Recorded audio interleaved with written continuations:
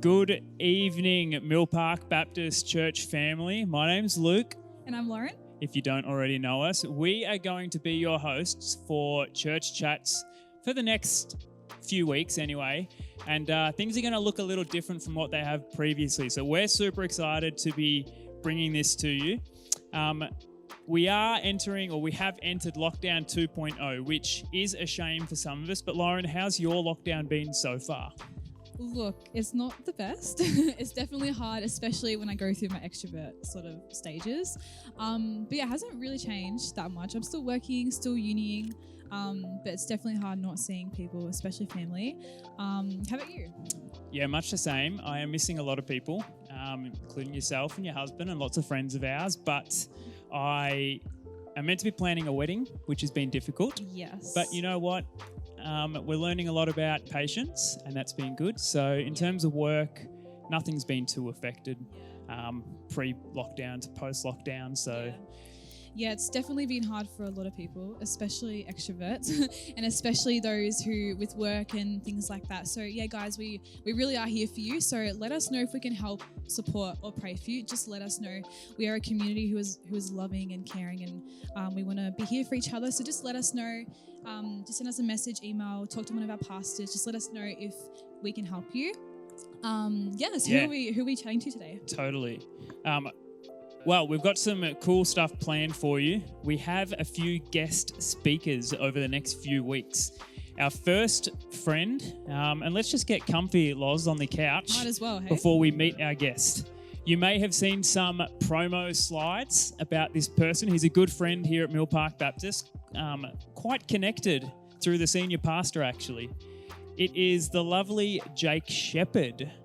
Jakey boy, can you hear us? I can hear you loud and clear, Luke. Awesome, mate. Welcome to Church Chats. This is your first appearance, mate, and you're joining us on the first episode of the revamped Church Chats. Couple of things, mate. We just want to hear from you about what you've been up to. But firstly, for those who don't know you, how is Mill Park Baptist significant to you? Well, first of all, what a great honor to be here. I am so honored to be the first guest. That's a great honor. But Mill Park Baptist Church is very special to me. You mentioned it in your little intro, but my dad is the senior pastor. So I grew up going to church. First started, I think I was about 5 or 6. So I came to church from a young age and was there up until 2 years ago when I moved to the Philippines, but spent pretty much my entire life pre-adolescence in Mill Park. So it's very special to me. A lot of great friends, including you guys, and definitely miss it a lot. That's awesome, man. So Mill Park Baptist through and through, like myself. So that we can get to know you a little bit better, what would some of your hobbies or passions be? Hobbies and passions. I do love music, play the guitar and drums. So I enjoy that. I love sports, still love the AFL. Been able to watch some of that over here, so definitely love that. During lockdown over here, I've gotten into some cooking, which has been fun. I'd say cooking is a new passion of mine. So that's been a lot of fun. And yeah, I just enjoy having fun, going on adventures. There's lots to do here in the Philippines, lots to explore. So just having fun with that. That's good by you, mate. Learning a few domestic skills. Well done. You can't have mum fending for you anymore. So, and you sort of touched on it there, mate, but I just wanted to check in. This is an important question. You have been removed from Australia for a couple of years now. So I'm just checking if it's been long enough for you to, I guess, let go of Richmond as your team of choice and join a better team, maybe Collingwood, for example. Has that happened? Well, it hasn't happened, but I'm a bit confused with the question because you said joining a better team. And I guess I just don't really see that there is a better team, considering we've been the dominant team for the last 4 years. So, no, it hasn't been long enough. I don't think it'll ever be long enough. And if I was going to join another team, I think Collingwood would be at the bottom of the list for teams I'd come to. All right, next question. We'll move on from that one. All right. Moving on to some more important matters, I guess. Filipino life, Jakey boy. A lot of us, some of us from Mill Park Church have been over there as short-term trips. But can you let us in a little bit on, you said you've been there for a couple of years, but a little bit about who you're working for and what your job entails or what you're doing, maybe pre-COVID more importantly. Totally. Yeah. So I came over here to work for a charity and organization called Kids International Ministries, which is a mission organization. It's based just outside Manila, which is the capital. And so my job with them was kind of twofold. So my main role was working with all the teams that we have.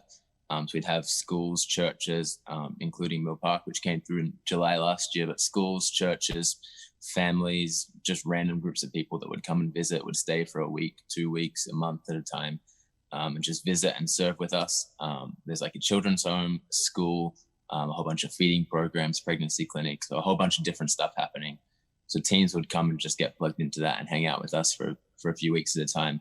And so my job was hosting them, picking them up from the airport, touring them around, briefing them, getting them connected and everything. And then the other part of my role was doing all our marketing, so social media, all the kind of website, videos, photos, all that kind of stuff.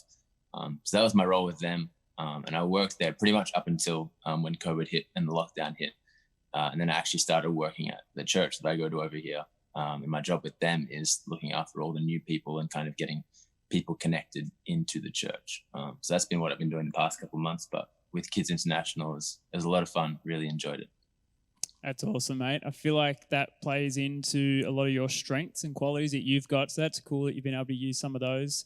In terms of, you kind of touched on it again, but pre-COVID times to how the world is now in the Philippines, what are some of the big differences that you've noticed or struggles that I guess have changed your role? Totally. Yeah, well, it's definitely been pretty hectic. I know COVID's huge for everyone, but definitely in a place like the Philippines where there's so much poverty, people physically live a lot closer together, which obviously makes it tough to control. So it's been pretty crazy over here. COVID has had a big effect, but I guess one positive that's come out of it, there's been no traffic, which has been good. That's definitely been a good thing, but it's obviously been really tough. There's been checkpoints all over the city. So even Metro Manila, there's 16 different kind of like counties, cities, if you want to call them that. So you got to have checkpoints, you got to have passes to get through all of those. Security army all over the streets. So it's been pretty crazy and intense here. And it's definitely made it tough. I have had to stay inside a lot more, haven't been able to go out. Zoom meetings, which we all know and love and are enjoying right now. That's definitely not been super exciting. So it's definitely been really challenging. Everyone wears masks here. Everyone's washing their hands all the time. So there's definitely a lot of precautions you have to take, and especially with people being so close together here, I feel like you really do have to be careful, extra careful over here. So it's been tough for sure, but yeah, it's been okay. Hey, Jake. As we said before, welcome and thanks for spending some time with us and answering some questions. I guess you kind of touched on this a little bit before, but how have you been finding living abroad with COVID, especially not being, I guess, around your family or back in Australia where you're familiar, I guess, with all that? Yeah, for sure. It's definitely been a challenge and very rewarding at the same time. I feel like I've learned a lot and grown a lot just by being forced to do things for myself, to do my own laundry. I was chatting to you guys before, cooking and that kind of thing. So it's grown me a lot in that regard. But there definitely is times where I feel lonely, like I don't have a family home to go home to anymore. I'm living on my own, pretty far from home. I can't just drive around to my parents' house for a home cooked meal or anything like that. So it's definitely challenging in that regard. There's definitely times where I feel the loneliness and feel far from home. But I think it's been really good. I think as it's gone on, it's gotten a lot better as I've made friends and family and kind of found a home here. Definitely at the start, it was a lot more challenging in that regard. But yeah, it's been really interesting with COVID as well. It's been a challenge. The language barrier is really hard. Everything gets delivered now and going through checkpoints and that kind of thing. So I've definitely felt that. I've been working on my Filipino speaking skills. So it's definitely been challenging, but it's been really rewarding. And the Philippines really feels like really feels like home to me. So it's not doesn't feel like a foreign country to me. But there's definitely times when I feel like a foreigner, if that makes sense. So it's been challenging for sure, but overall across the board, really love it, and I'm really grateful for it. It's even just thinking this week how grateful I am to live here, and just so many little things about this country and the city that I really love. So it's been really good. Yeah. That's really cool. Super inspiring as well. Like even when you left to go to Manila a couple of years ago, it takes a lot of boldness and guts just to, get into the unknown. So I really admire that. So thanks, for doing that for us and for the people over there in Manila. So really cool. So obviously there's a lot of hardships and stuff that's happened.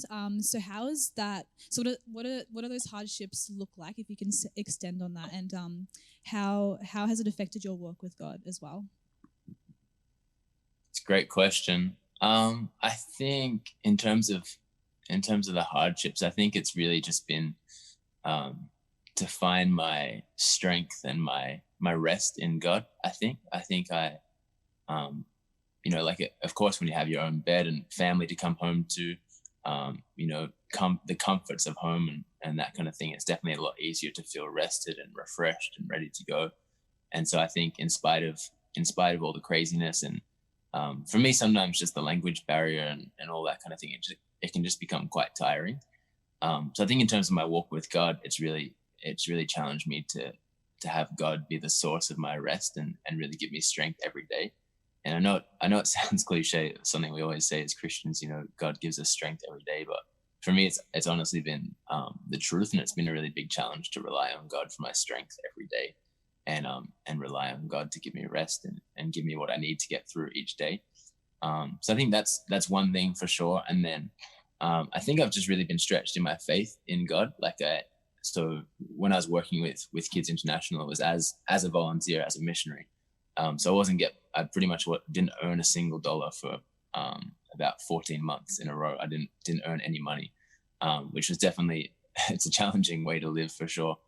So it's just living on my savings from before I came, and so many people from church that have supported me, which I'm really so grateful for. But for sure, it's challenging to live on faith like that, and try and keep being generous through that, and obviously there's so much need here. So I really felt a strong conviction to support people here as much as I can as well. So I think in that sense, my faith has really been tested just to rely on God.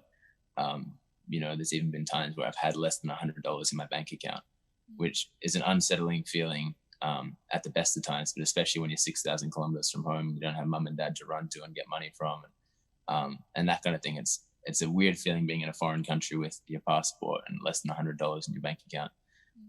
So that's been challenging for sure, but it's really stretched my faith, and I really have even more confidence now in God than when I left, which is a really great place to be. So does that answer the question? Yeah, definitely. Thanks for sharing. That's really crazy. Thank you so much for sharing that, Jake. Super inspiring, mate. And it's a real, it's very evident seeing how God's at work in your life, mates. That's really cool. Thanks for sharing. We're just going to change pace a little bit here, bring back a few more lighthearted questions, I guess, to close things off. Question for you, though, and I want you to answer honestly and as quickly as you can. How many chickens would it take to kill an elephant? How many chickens would it take to kill an elephant? Yes, come on. I'm going to say. How many? Quick. 57. 57. Good answer. We don't need a justification. Great. Loz, you got another one? I do. What is your go-to dance move? And please show us, because we need an example of what it is. Okay, actually, true story. I just learned yesterday a local Filipino dance. It's called the Ocho Ocho, I believe. And I don't really know how to do it too well. Wait, I don't know can you see me? Yeah, yes. There you go. So pretty much you bend over and put your hands on your knees like this, and then you pop your back like that. Oh, I feel like I remember seeing that. You do that. On Instagram. That's the dance move. Yeah, that was yesterday. I just learned it. So that's the local Filipino dance for you. I hope that blesses everyone that's watching. Thank you so much. We really appreciate that, Matt. You're welcome, viewers at home. Yeah, so yes, all jokings aside, how can we best pray for you and support you? How as a church, as a community, how can we be praying for you? Yeah, awesome. Well, like I said earlier, thank you so much. It's like so grateful for all the people that have supported me and been praying for me. I get messages quite often from people, so it's been really special to have a church community behind me, supporting me and praying for me. But I think the things I mentioned, things like loneliness and relying on God for my strength and rest, I think those are definitely things you could pray for. Obviously, I'd appreciate prayers just for the Philippines and for Manila as a city. Quite interesting times here. The government's response has been pretty, inadequate and not very good. And there's a lot of people really struggling, a lot of unrest here, politically as well. So I guess prayers for that would be really appreciated. And in terms of supporting me, prayers are obviously the number one thing. And if people would like to support me financially, that'd obviously be a huge help. I've got quite a number of people supporting me, but it's still quite tight month to month. And had quite a few expenses lately, actually. So if people wanted to support me financially, they could be welcome to. Feel free just to get in touch with me. But prayers are the main thing, honestly, and just for, I guess, daily strength, being able to rest and just that God would continue to give me passion for what I'm doing. Really appreciate prayers for that. So yeah, thanks, guys. Awesome, mate. Thank you so much, Jake. I know we got heaps of value out of that, and I'm sure the guys did at home. So thanks for your time. We'll be praying for you, mate, and we love you. All the best. We'll talk soon. No worries. Love you guys. Thanks for having me on. See ya. How good was that, guys? Just hearing from Jake. It has been a while for me anyway, hearing from him and seeing him. So, such a blessing to see and hear where he's at with Manila and how COVID has been affecting him personally as well. So that was really cool. Such a blessing. Thanks guys for tuning in. I hope it's been engaging for you and you've enjoyed, watching Jake share a little bit about where he's at. Stay tuned for next week as we'll have a little devotion for you. So please, come tune in and watch that. And we're looking forward to connecting with you then.